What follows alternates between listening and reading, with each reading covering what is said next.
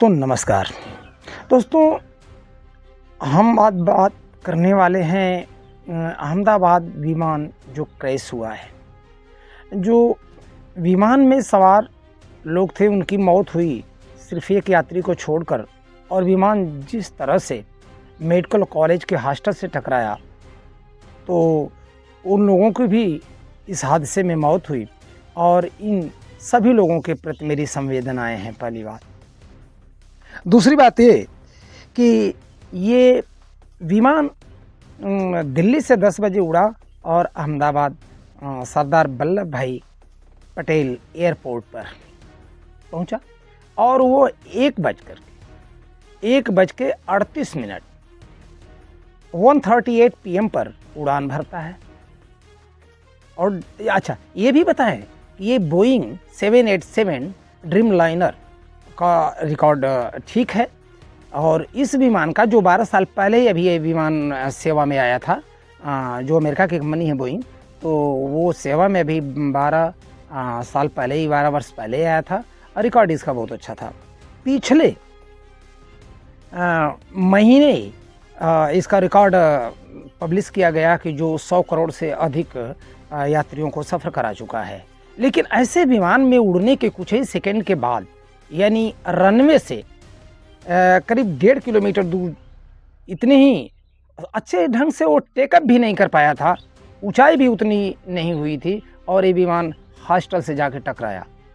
और एक्सीडेंट का कारण क्या है, इसकी जांच तो होने के बाद जो ब्लैक बॉक्स होता है उसकी रीडिंग ली जा रही है, वॉइस रिकॉर्डर चेक किया जाएगा। इसके बाद ही पता चल पाएगा कि एक्सीडेंट का असली वजह है क्या। लेकिन हादसा तो बहुत बड़ा हुआ है। इसके बारे में मैं ये बता दूं कि ये एयर इंडिया के पास कुल ऐसे 27 विमान हैं, जिसमें कि एक अब क्रैश हो चुका है और 36 विमान हैं। और ये विमान ये एयर जो बोइंग है, ये कंपनी जो है पहले से इंडोनेशिया और इथियोपिया में हुए हादसे के वजह से कानूनी विवाद में फंसी हुई है। उस संकट में तो खुद फंसी हुई है और जब ये अहमदाबाद का हादसा हुआ तो ये उसके संकट को और बढ़ा दिया। बहुत मुश्किल से इस संकट से वो निकल पाएगी। वैसे भी बोइंग के कर्मचारी, बोइंग के अधिकारी, आला अधिकारी जो USA के, वो भी इस जांच में मदद करने के लिए आ गए हैं। लेकिन मेन चीज़ आपको बता दें कि AAIB यानी एयरक्राफ्ट एक्सीडेंट इन्वेस्टिगेशन ब्यूरो, ये जांच करती है। भारत की ये एजेंसी है, ये संस्था है, ये जांच करती है, ये एक कमेटी बनाती है और वो जांच करती है।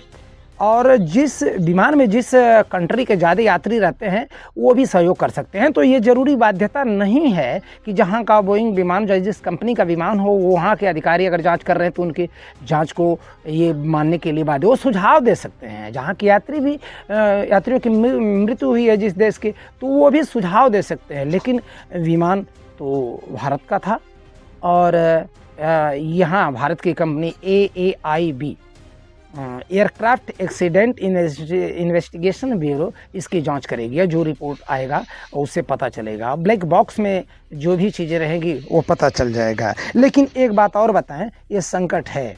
पिछले साल ये रिकॉर्ड बताता है कि $1 अरब का बोइंग विमान कंपनी का प्रतिमाह नुकसान हुआ। $1 अरब प्रतिमाह पिछले साल बोइंग का ये कंपनी का नुकसान हुआ, प्रतिमाह $1 अरब। तो ऐसे में ये कंपनी के लिए तो एक और बड़ा संकट हो गया और इस संकट से बड़ा मुश्किल से ही ये निकल पाएगी। खैर, जांच का विषय है कि ये ह्यूमन एरर है कि कुछ टेक्नोलॉजी। एक बात बताएंगे, वो जो कंपनी है, पायलट तो है नहीं, पायलट की तो मृत्यु हो चुकी है, तो कंपनी वाले तो अपनी कंपनी का मतलब उस पर तो कोई सवाल या निशान उठाने ही नहीं देंगे। वो कह देंगे भाई वो ये ह्यूमन एरर था, इस पर वो सीधे सीधे डाल देंगे। जैसे पाकिस्तान ने एक दावा कर दिया था अभी कुछ दिन पहले, जो संघर्ष हुआ था भारत पाकिस्तान के बीच में, तो पाकिस्तान ने दावा किया था कि मैंने भारत के राफेल विमान को मार गिराया है। तो इसमें शायद फ्रांस की कंपनी ने कह दिया कि पायलटों की मानवीय भूल की वजह से ऐसा हुआ है। तो कंपनियां अपने ऊपर इस तरह की चीज़ नहीं लेती हैं। जिस तरह से विमान ये गिरा है 12 जून को यहाँ अहमदाबाद में सरदार वल्लभ भाई पटेल एयरपोर्ट से ये टेकअप करने के बाद, उड़ान के बाद, तो वो तुरंत ही 5% इसका शेयर डाउन हो गया बोइंग विमान का। खैर, जैसे ही जांच क्लियर होती है, और ये बहुत बहुत बड़ी घटना है। इस तरह की घटनाएं कम होती हैं। पक्षियों से टकराने के बाद मौसम ख़राब हो, ये चीज़ें तो समझ में आती हैं।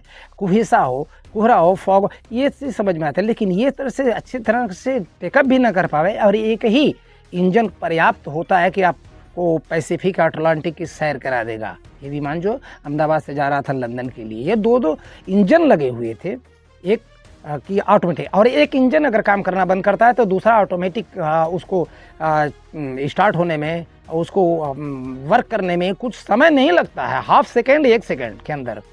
लेकिन ये क्या चीज़ हुई, ये चीज़ तो अब जांच का विषय है, और जांच में देखते हैं कि AAIB की तरफ से क्या रिपोर्ट आती है, और ब्लैक बॉक्स में क्या वॉइस रिकॉर्डिंग की क्या चीज़ें आती हैं कि जो पायलट को पायलट के बीच में बातचीत हुई थी। धन्यवाद।